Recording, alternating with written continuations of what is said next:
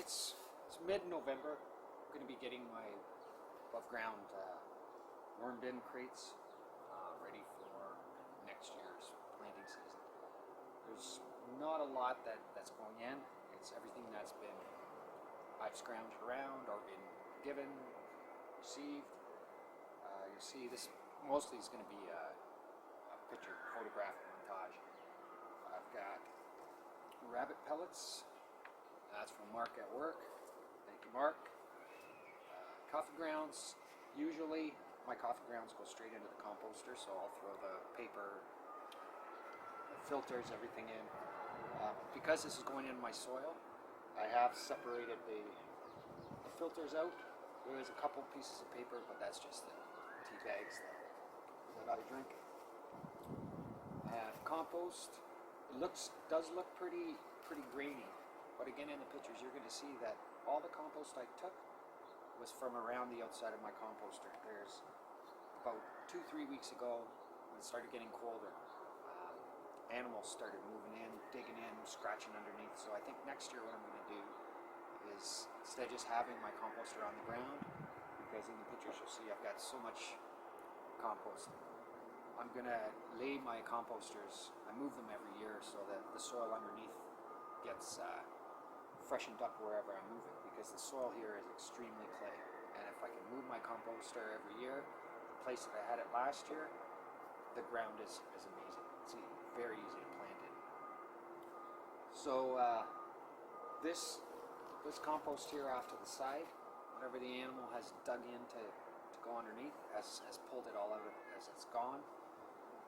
So that I just scooped up around the side, and then I have leaves. That's just as a chop dressing. You'll see behind me, it looks like there's a bunch of leaves, but there's only 2 boxes that about 2 months ago I pulled when the leaves started falling. And I piled them up, and as I was pulling the plants this year, I just moved them around. They're not deep at all, so it's not going to cause any problem.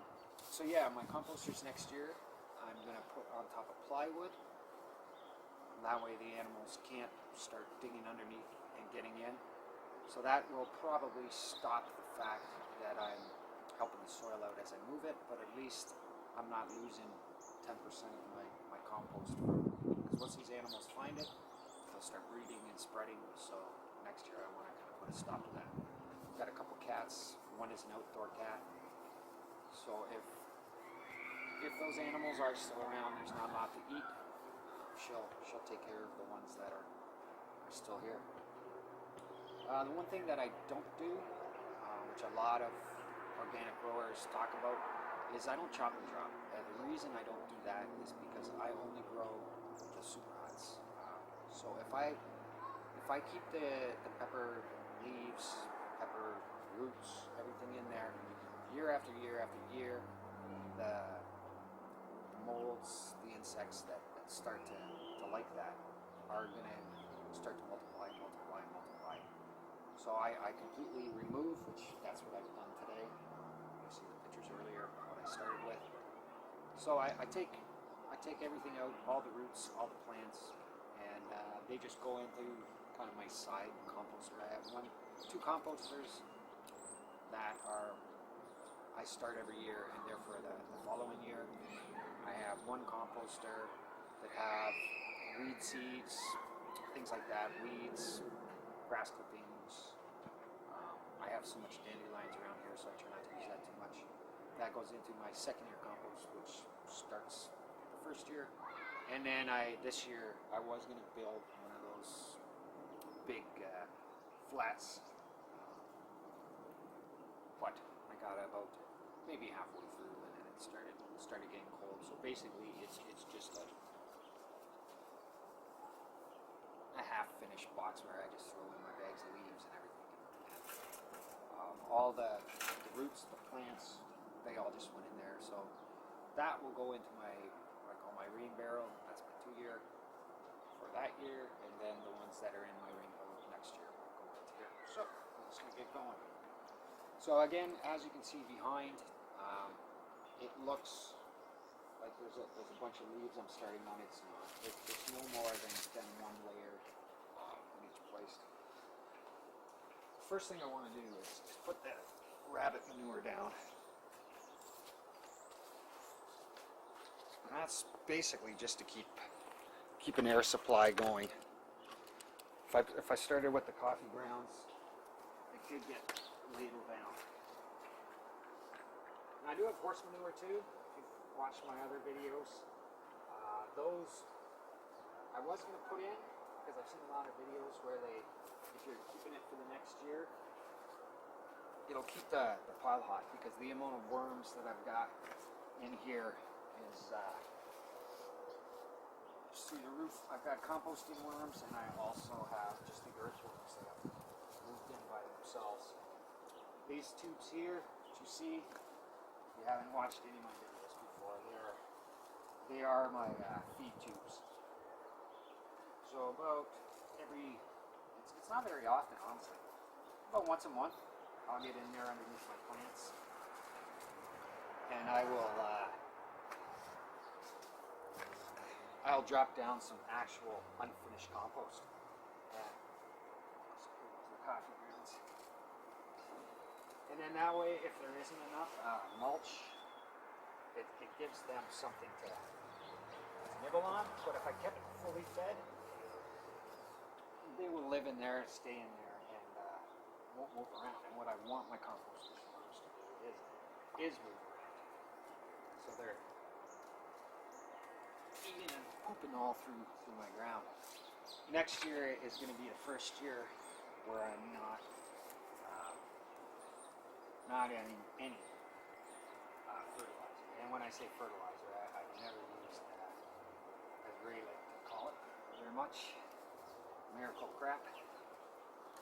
This is all, I do use a touch of organic fertilizer, but the amount of stuff I have now with a friend that owns horses, a friend that owns cows, friends that own rabbits, so there,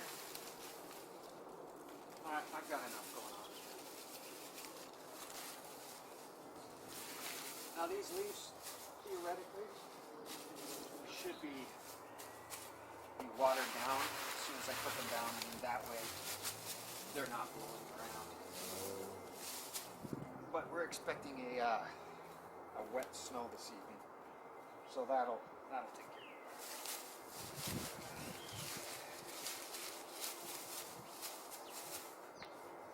And then on top again,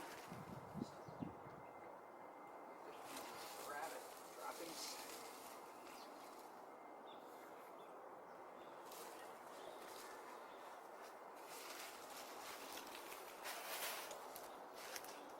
Coffee.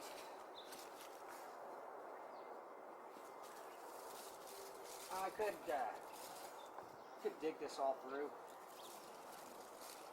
but honestly, I find that the worms are gonna pick it up, pull it down, move it all around.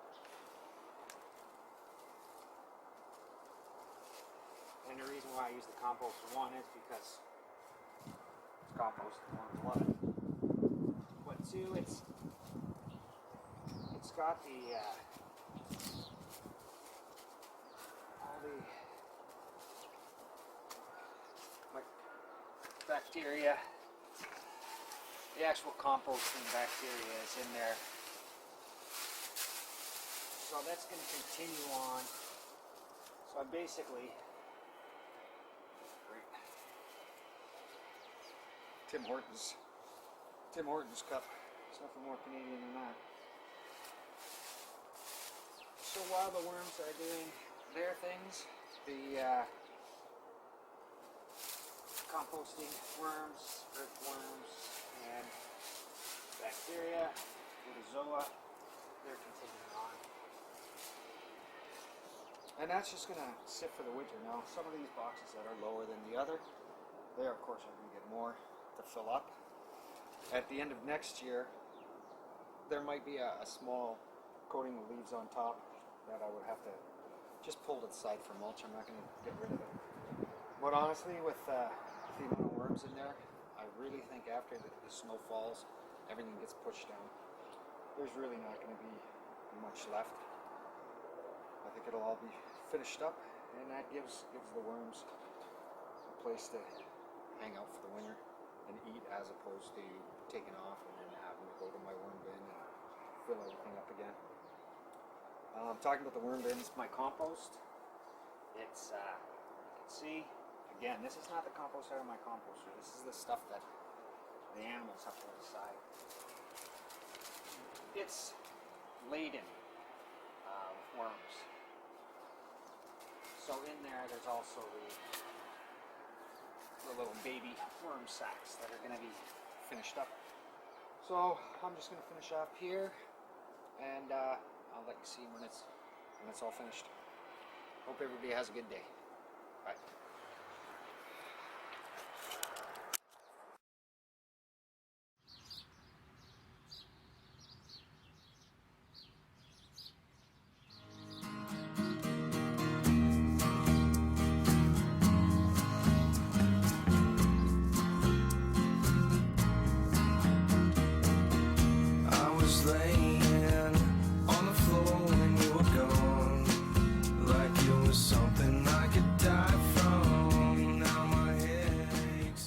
I've got everything finished here, layer by layer, and that will just sit for the winter. And then back one, you saw the fill the beds for less than $25. These ones have already been finished. And yeah, I know I've got a lot of buckets, but those are what I take all my composting material home in. These will be separated and laid out all across here. And all my composting. And again, you'll see in the pictures the photograph of where the little buggers keep coming in. It's always down on the side here.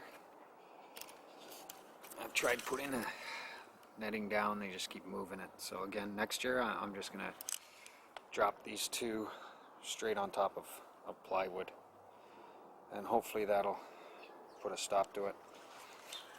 Filled everything up for the end of the year, and then just topped with the leaves and the paper that I got from the coffee grounds. My plants I pulled out today, the roots. As notice that I've shaken off the dirt quite a bit. There's a few reasons for that. One is I want to keep my soil, and the other is the amount of worms that are stuck in that soil that you're pulling out. I'd much rather have them stay in the soil. And then this is my 3-year bin. That's my rain barrel 2-year bin. And then these ones are the ones that every spring I pull out of, and they're good to go because these ones actually heat up quite a bit. So this is ready for spring.